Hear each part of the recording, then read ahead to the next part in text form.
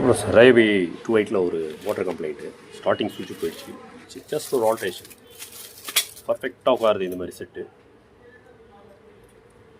அப்படி ஒரு motor fix பண்ணிவிடும். முடிஞ்ச வரைக்கும் இன்சுலேஷன் கெப்பாசிட்டரை வேஸ்ட் மாஸ்டர் கொடுத்து கொஞ்சம் பேக் பண்ணி இதுமாரி போடுங்க. போட்டிங்கன்னா கம்ப்ளைண்ட் வராது. செகண்டு அந்த தம்பி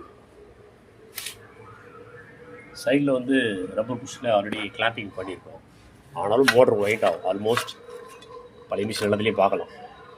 போயிட்டு ஒயர் கட் ஆகும், கெப்பாசிட்டி ஒயர் கட் ஆகும், பாடியை வந்து கம்ப்ளைண்ட் வரும். போட போகிறேன். அப்படி ஒரு 4-5 டர்ன்ஸ் எடுத்து ஒரு சப்போர்ட் கொடுத்து லாக் கொடுத்துட்டிங்கன்னா மோட்ரு ட்விஸ்ட் ஆகாது.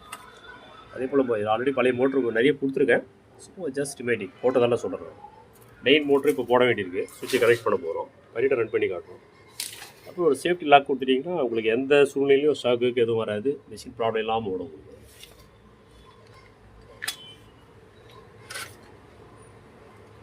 இன்சுலேஷன் மறக்காமல் இப்போ வேஸ்ட் மாஸ்டர் நீங்கள் யூஸ் பண்ணலாம். நல்லா பர்ஃபெக்டாக வேலை செய்யும்.